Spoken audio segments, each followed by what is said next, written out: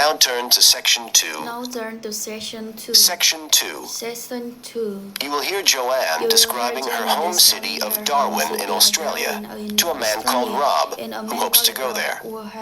First, you have some time to look at questions 11 to 15. Now listen carefully and answer questions 11 to 15. Joanne? Hi, you must be Rob. Nice to meet you. So, I hear you're planning to visit Australia.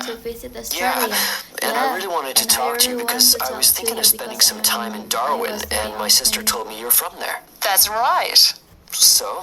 That's right. So tell me about it. Tell me about it. Well, where shall I start?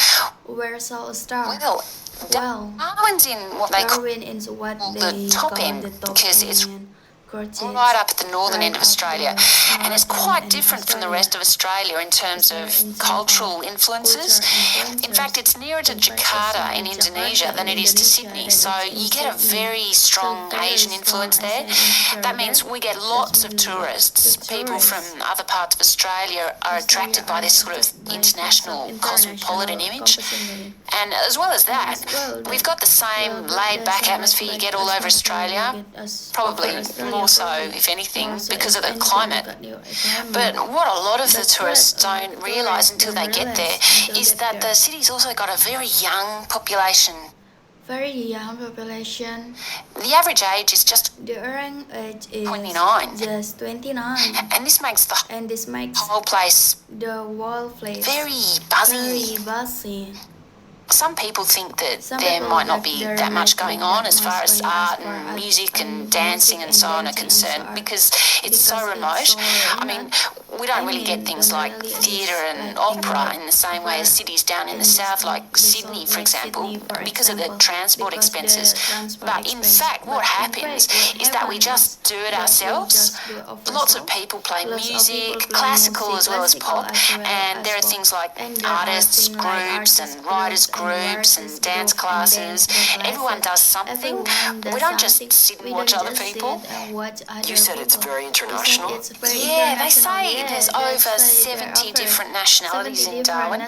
For instance, there's been a Chinese population there for over 100 years. We've even got a Chinese temple. It was built way back in 1887, but when a very bad storm, a cyclone in fact, hit Darwin in the 1970s, it was almost completely destroyed. The only parts of the temple that survived were part of the altars and the stone lions, but after the storm they reconstructed it using modern materials. It's still used as a religious centre today, but it's open to tourists too, and it's definitely worth going to see it. Oh, and as far as getting around goes, you'll see places that advertise bicycles for hire, but I wouldn't recommend it. A lot of the year is just so hot and humid. Some tourists think it'll be fine because there's not much in the way of hills and the traffic's quite light compared with some places, but believe me, you're better off with public transport. It's fine and not expensive, or you can hire a car, but it's not really worth it. What's the swimming like? Well, there are some good beaches, but the trouble is that there's this nasty creature called the box jellyfish, and if it stings you, you're in bad trouble. So you have to be very careful most of the year, especially in the winter months. You can wear a lycra suit to cover your arms and legs, but I wouldn't like to risk it even so, personally. And there are the saltwater crocodiles too. I mean, I don't want to put you off. There are protected swimming areas netted off where you'll be safe from jellyfish and crocs, or there are the public swimming pools. They're fine, of course. You now have some time to look at questions 16 to 20. to 20.